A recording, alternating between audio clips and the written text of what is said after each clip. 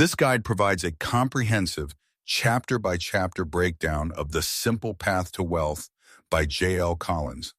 The book is structured into several parts, moving from the psychological foundation of money to the technical execution of a portfolio.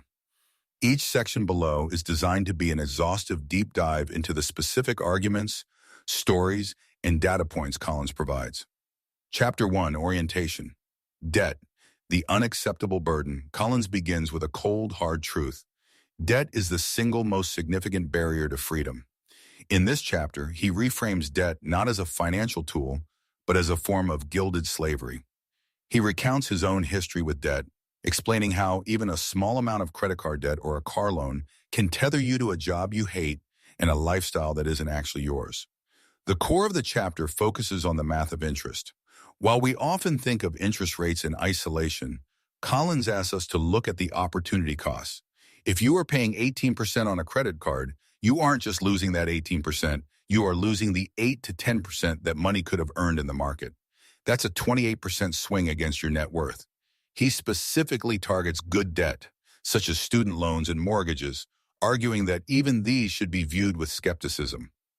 A house, he argues, was an expensive place to live, rather than a true investment, as it doesn't pay you monthly.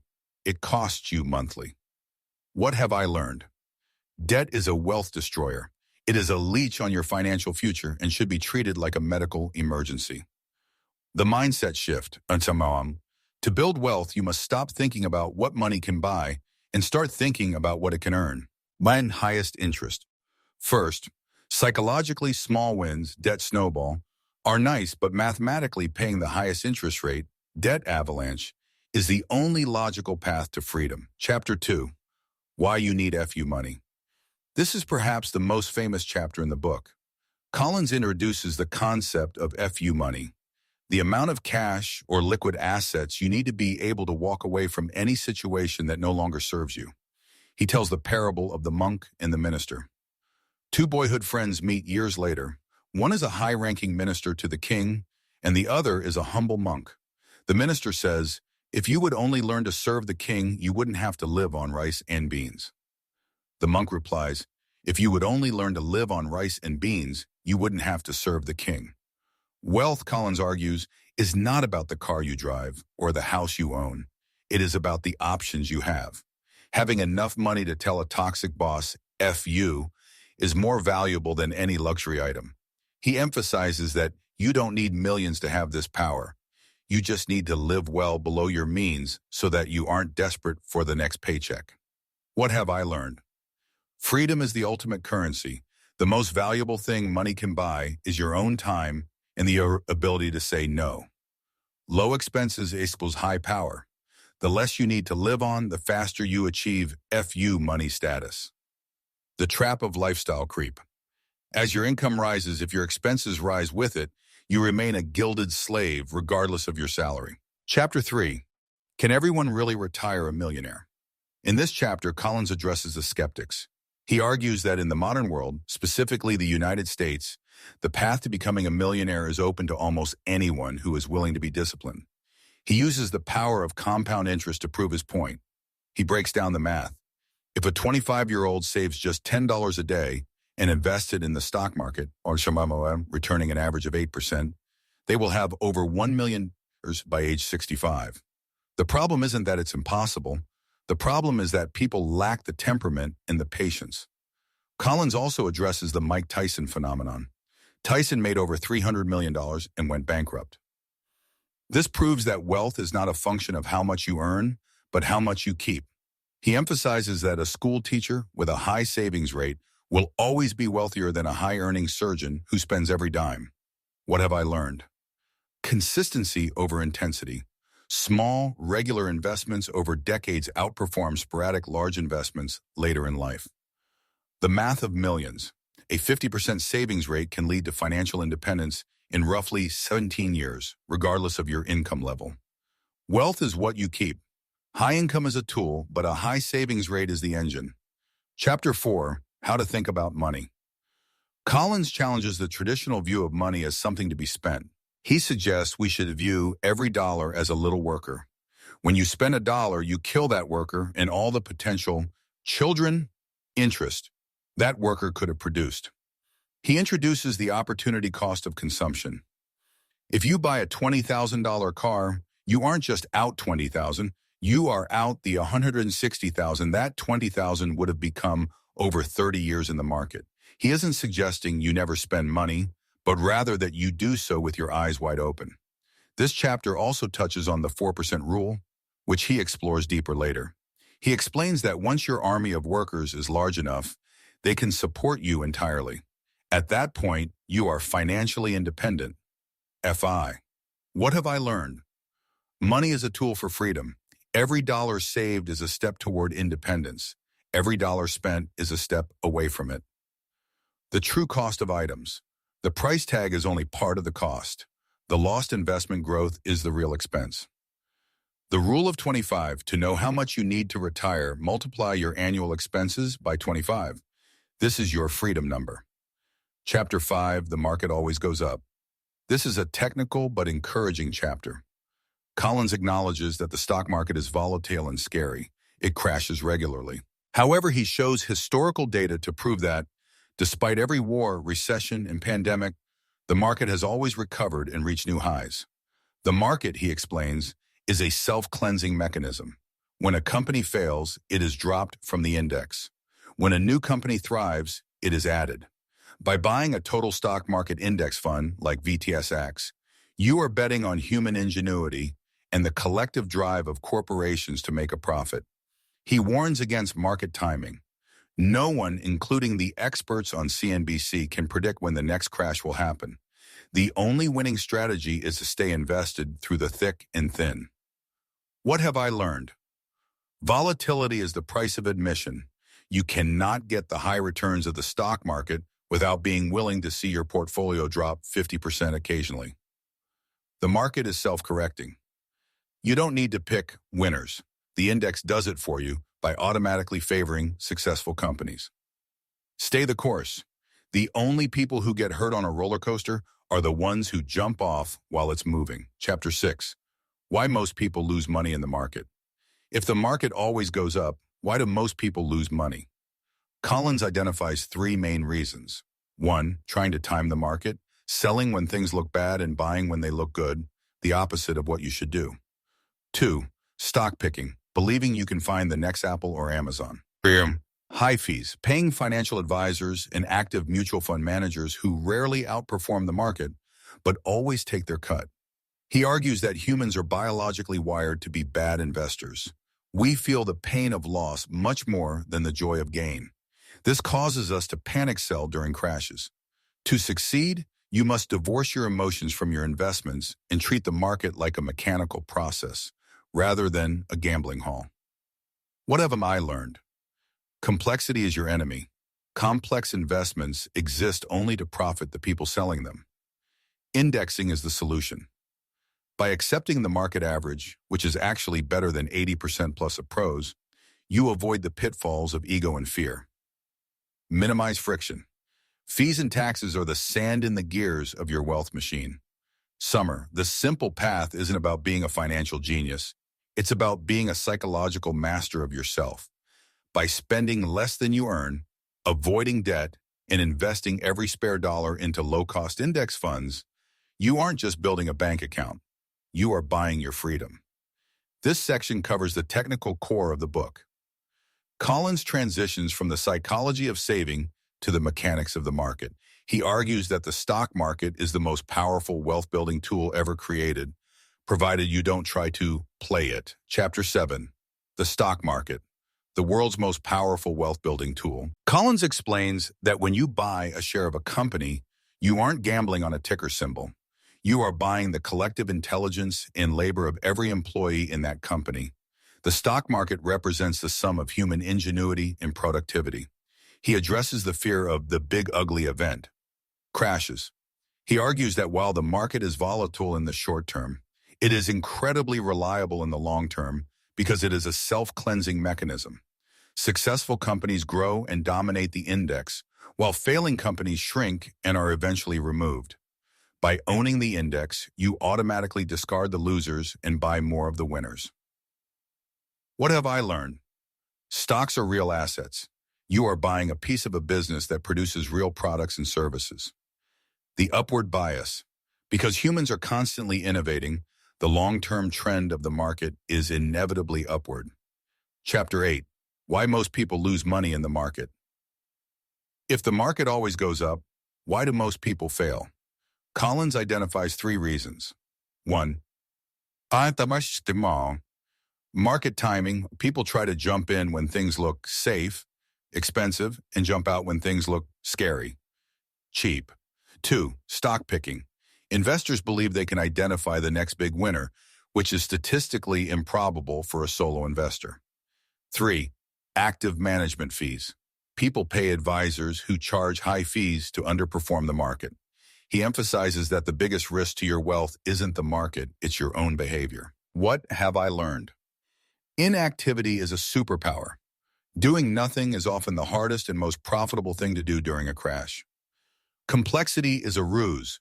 The industry makes investing look hard so they can charge you to fix it. Chapter 9. The Big Ugly Event, Market Crashes. Collins dedicates a chapter to crashes because they are the one reason people abandon the simple path. He treats a crash like a natural disaster. You know it's coming eventually, but you don't know when. He argues that you must embrace the crash.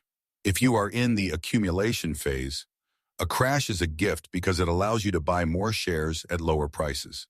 He encourages readers to view market drops as a sale at their favorite store. What have I learned? Volatility is the price of returns. You cannot have the 8 to 10% average annual return without the stomach-churning drops. Ignore the media.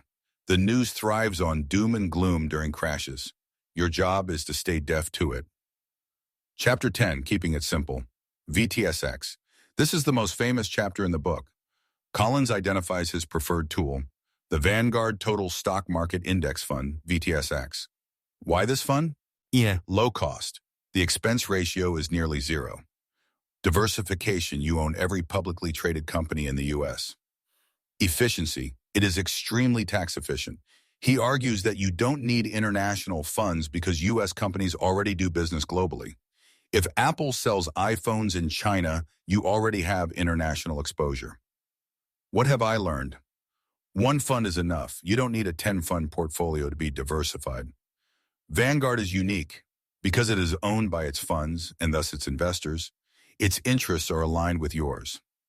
Chapter 11, Bonds, the brakes of your portfolio. Collins views bonds differently than most. He sees them not as a way to get rich, but as a way to stay rich. Bonds act as a cushion or brakes. When the stock market crashes, bonds generally hold their value or go up. He suggests that while you are young and working, accumulation, you should have zero in bonds to maximize growth. As you approach retirement, for preservation, you add bonds to prevent a market crash from wiping out the cash you need for living expenses. What have I learned? Bonds equals stability, not growth. Their job is to keep you from panicking and selling your stocks. VBTLX. His preferred bond tool is the Vanguard Total Bond Market Index Fund. Chapter 12, Why I Don't Like International Funds. Collins pushes back against the common advice to hold 20–40% in international stocks. He argues that, 1. International funds are more expensive, higher fees. 2. They are often more volatile. 3. The U.S. stock market is already a global market. He believes adding international funds adds unnecessary complexity for very little, if any, historical benefit. What have I learned? Keep simplicity as the goal. If a fund doesn't clearly add value, cut it. U.S. regulation. U.S. companies operate under a legal and accounting framework that is generally more investor-friendly than many international markets. Chapter 13, the wealth accumulation phase versus the wealth preservation phase. Collins explains that your strategy depends on where you are in life. Accumulation, you are working, earning, and buying. You want the market to go down so you can buy more. Your allocation should be 100% stocks. Preservation. You are living off your investments. You need more stability. This is when you introduce a percentage of bonds, often 25%. What have I learned? Context matters. There is no one-size-fits-all portfolio. It depends on your stage of the game. Shift slowly, transitioning from 100% stocks to a stock or bond mix should happen as you get closer to needing the money. Chapter 14, the 4% rule. How much do I need? This chapter introduces the math of retirement. Based on the Trinity study, Collins explains that you can safely withdraw 4% of your portfolio in the first year of retirement, adjusted for inflation thereafter, and have a 95% chance of your money lasting 30-plus years. To find your freedom number, take your annual expenses and multiply by 25. Annual expenses 25, your target portfolio. What have I learned? The magic number. If you spend $50,000 a year, you need $1.25 million. The 4% rule is conservative. In many historical scenarios, people who use the 4% rule ended up with more money after 30 years than they started with. Chapter 15, Why I am not a fan of dollar cost averaging. DCA. Most people think dripping money into the market slowly is safer. Collins disagrees. Since the market goes up 75% of the time, the longer your money is out of the market, the more likely you are to miss gains. He advocates for lump sum investing. If you have the money, put it in now. The risk of a crash the next day is lower than the risk of missing out on a massive gain while you wait on the sidelines. What have I learned? Time in the market. Timing the market. The data proves that now is almost always the best time to invest. DCA is emotional, not mathematical. It feels better to go slow, but it usually results in less wealth. This section covers the friction and fuel of your wealth-building journey, taxes, accounts, and the specific vehicles that keep your money growing without the government or Wall Street taking a massive cut. Chapter 16, Target Retirement Funds, the simplest path of all. If the simple path described so far still feels like too much work, Collins offers an even simpler alternative, Target Retirement Funds, TRFs. A TRF is a fund of funds. You pick the fund with the year closest to your expected retirement, e.g., Target 2055, and Vanguard handles everything else. When you are young, the fund is 90% stocks. As you get closer to the target date, the fund automatically and gradually shifts into bonds for you. What have I learned? Set it and forget it. TRFs are the ultimate hands-off tool for people who don't want to think about rebalancing their portfolio. The trade-off, while simple, TRFs often hold a small percentage of international stocks and bonds, even when you are young, which Collins personally finds unnecessary, but acceptable for the convenience. Chapter 17, Tax-Advantaged Accounts, the alphabet soup. Collins breaks down the various buckets where you can store your money. He emphasizes that tax-advantaged accounts, 401k, 403b IRA, are superior to regular taxable accounts because they allow your money to compound without being taxed every year. He simplifies the choice between traditional pre-tax and Roth. Post-tax. Traditional, you get a tax break now. You pay taxes when you take the money out in retirement. This is usually better if you are in a high tax bracket now. Roth, you pay taxes now. You never pay taxes again, even on the growth.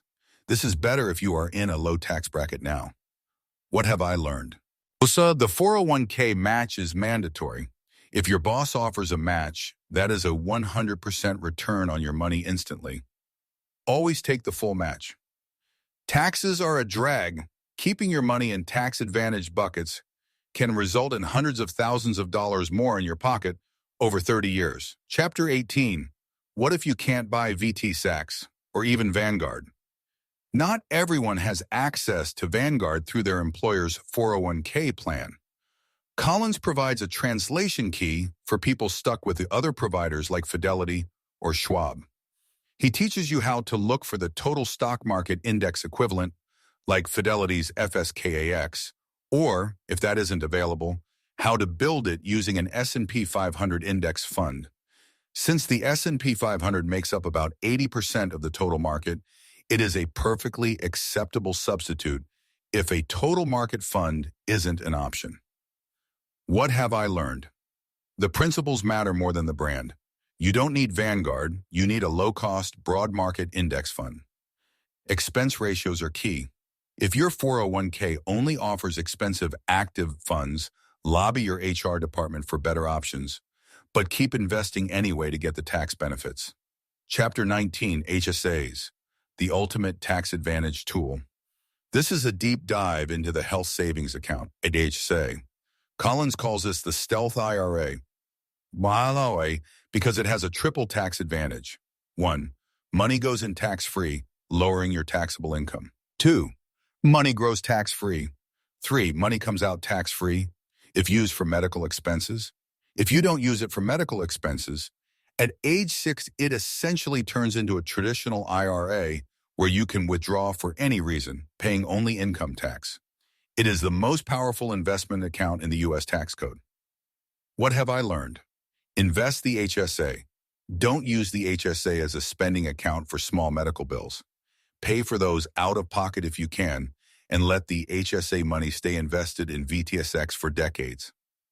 Keep your receipts. You can reimburse yourself from your HSA years or even decades after a medical expense, allowing the money to grow tax-free in the meantime. Chapter 20, Why You Should Not Hire a Financial Advisor. Collins is famously skeptical of financial advisors. He argues that most are actually salespeople who make their living by siphoning off a percentage of your wealth. He calculates the math of an AUM, assets under management fee. A 1% fee might sound small, but because it is taken every year regardless of market performance, it can eat up to 1/3 of your total lifetime wealth. He argues that the simple path is so easy to manage yourself that paying someone else to do it is a massive waste of money. What have I learned? While you are the best steward of your money, no one cares about your money as much as you do. Fee-only is the exception. If you must hire someone, only hire a fee-only fiduciary advisor who charges a flat hourly rate rather than a percentage of your total assets. This section moves from the how to build phase to the how to live phase. It focuses on the transition from accumulation to withdrawal, ensuring that your wealth lasts as long as you do. Chapter 21, Case Studies. In this chapter, Collins provides real-world examples to show how the simple path applies to different life stages and income levels. He looks at individuals ranging from high-earning professionals to those with more modest incomes. The core message of these stories is that the math remains the same. Your savings rate is the most important factor in your financial independence. He demonstrates that a person earning $30,000 who saves 50% will be free much faster than a person earning $200,000 who spends it all. What have I learned? Independence is a ratio. It isn't about how much you make, it's about the gap between your income and your expenses. Flexibility is key. The successful case studies often involve people who are willing to pivot their lifestyle to protect their investments. Chapter 22, Why I Don't Like Dollar Cost Averaging, Extended. While touched on earlier, Collins goes deeper here into the psychological trap of DCA. Many investors feel that putting all their money in at once is risky because the market might drop the next day. Collins argues that this is market timing in disguise. If you have $100,000 to invest and you choose to put in $10,000 a month for 10 months, you are betting that the market will stay flat or drop during that time. Statistically, the market goes up about 3 out of every 4 years. By waiting, you are betting against the odds. What have I learned? Lump sum wins. Mathematically, putting your money to work as soon as possible results in higher wealth, roughly 66% to 75% of the time. Regret management. If you are too terrified to do a lump sum, DCA is a psychological crutch. But you should acknowledge that you are likely paying a fear tax in the form of lower returns. Chapter 23, The 4% Rule, the Trinity Study. This is the most critical chapter for anyone nearing retirement. Collins breaks down the Trinity Study, which looked at historical market data to see how much a retiree could withdraw without running out of money. The study found that a portfolio of 50% to 75% stocks and the rest in bonds could sustain a 4% withdrawal rate adjusted for inflation each year for at least 30 years in almost every historical scenario. What have I learned? The 25x rule. To find your freedom number, take your annual expenses and multiply by 25. If you spend $40,000 a year, you are free once you have $1 million. Inflation adjustment. The 4% is only for the first year. In subsequent years, you increase the dollar amount by the inflation rate, regardless of what the market did. Chapter 24. Social Security, How to Think About It. Collins encourages readers to view Social Security as a safety net or a bonus, rather than the foundation of their retirement. He suggests that while it is likely to be there in some form, your simple path should be designed so that you are okay even if it isn't. He also discusses the strategy of delaying benefits. By waiting until age 70 to claim, you significantly increase your monthly check. He views this as a form of longevity insurance, a guaranteed inflation-adjusted payout that lasts until you die. What have I learned? Social Security is a bond. You can think of your future Social Security payments as the bond portion of your net worth, allowing you to be more aggressive with your actual investment portfolio. Don't rely on the government. Your freedom should be in your own hands. Anything the government provides is just extra. Chapter 25, How to Withdraw Your Money, the Strategy. Once you reach financial independence, how do you actually get the cash? Collins outlines a specific hierarchy for withdrawals to minimize taxes and maximize the life of the portfolio. 1. Dividends and interest. First, live off the natural yield your portfolio produces. 2. Sell bonds. If you need more, sell your bonds.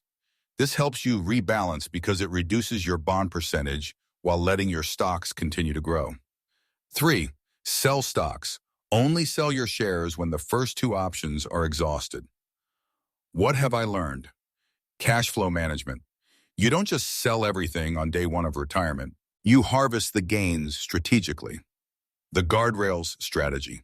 If the market has a terrible year, the best thing you can do for your portfolio is to tighten your belt and withdraw 3% instead of 4% that year. This drastically increases the chances your money will last forever. This final section of the book addresses the reality of market volatility through the lens of history, the philosophy of giving, and the practical nuts and bolts of the final implementation. Chapter 26. What if the market doesn't go up? Collins addresses the Japan scenario, a period where a market stays flat or down for decades. He argues that while anything is possible, the U.S. market is fundamentally different due to its transparency, its role as the global reserve currency, and its self-cleansing nature. He points out that even in flat markets, companies still pay dividends. If you are reinvesting those dividends, you are still accumulating shares. He maintains that betting against the U.S. market is, in the long run, betting against human ingenuity and global progress. What have I learned? Dividends matter. Even when the price of a stock doesn't move, the cash it pays you is a powerful engine for growth. The global engine. U.S. companies are so globally integrated that for the U.S. market to fail permanently, the entire global economy would likely have to collapse. Chapter 27. The 2008 Crash, a case study in panic. In this chapter, Collins gets personal. He recounts his experience during the Great Recession of 2008. He describes the sheer terror in the media and the feeling that the world was ending. He uses this to illustrate a vital point. The people who lost money in 2008 were not the ones who stayed in the market. They were the ones who panicked and sold at the bottom. He shows that those who did nothing or bought more saw their wealth double or triple over the following decade. What have I learned? Panic is the wealth killer. The market is a transfer mechanism where money moves from the impatient to the patient. Emotional preparation. You must decide now how you will act during a crash, because you won't be thinking clearly when it actually happens. Chapter 28. Giving, How to Think About Charity. Wealth isn't just for hoarding, it's for doing good. Collins shares his philosophy on giving while living. He argues that seeing your money make an impact while you are alive is far more rewarding than leaving a giant lump sum in a will. He also touches on the tax efficiency of giving. By donating appreciated shares of VTSX directly to a charity, you avoid paying capital gains taxes, and the charity gets the full value of the stock. It's a win-win for everyone, except the IRS. What have I learned? Tax-efficient giving. Donating stock is mathematically superior to donating cash. The purpose of wealth. Money is ultimately a tool to improve your life and the lives of others. Chapter 29, How to Be a Philanthropist on 25 Hours a Month. Collins debunks the myth that you need to be a billionaire like Bill Gates to be a philanthropist. He encourages readers to start small. By automating your giving, just like you automate your investing, you build the muscle of generosity. He recommends using donor-advised funds, DAFs, for those with more significant assets, which allow you to take a tax deduction now and distribute the money to charities over many years. What have I learned? Consistency over quantity. Regular small contributions build a legacy over time. Structure your giving. Tools like DAFs make large-scale generosity accessible to the middle class. Chapter 30, Inheritances and the Gift of Money. This chapter is a warning. Collins discusses the danger of leaving too much money to children who haven't learned the simple path themselves. He argues that an unearned windfall can often be a curse rather than a blessing. His advice is to teach your children the principles of FU money and independence early on. The best inheritance you can give is the knowledge of how to manage money, not just the money itself. What have I learned? Well, financial literacy is the true inheritance. Give your children the simple path framework so they don't squander what you've built. Communicate early. Talk to your heirs about your plans so there are no surprises or conflicts later. Chapter 31, What if you can't do it? Collins acknowledges that life happens. Illness, divorce, or late starts can make the simple path feel impossible. His message is one of encouragement. Do what you can from where you are. Even if you can't reach full financial independence, having some FU money is infinitely better than having none. Moving from a 0% savings rate to a 10% savings rate significantly changes your power dynamic in the world. What have I learned? Progress over perfection. Don't let the ideal path prevent you from taking the better path. It's never too late. Every dollar you save today is a worker you didn't have yesterday. Chapter 32. Conclusion. My path and yours. In the final chapter, Collins brings it all back to his daughter, to whom the book was originally written. He reiterates that the path is simple but not easy. It requires the discipline to ignore the noise and the courage to stay the course when everyone else is panicking. He ends with a reminder that money is just a means to an end. The goal is to spend your life doing things that matter with people you love. What have I learned? The simple path is a lifestyle. It's about choosing freedom over status every single day. Final rule, spend less than you earn, invest the rest, and get on with your life. Summary, conclusion. You have now completed the deep dive summary of all 32 chapters. This framework provides the psychological, tactical, and practical tools to move from debt to total financial freedom. If you'd like the audiobook, please subscribe to my channel where more summary is. Hit the bell icon to get notifications whenever new audiobook summary is uploaded. Thank you for watching and listening.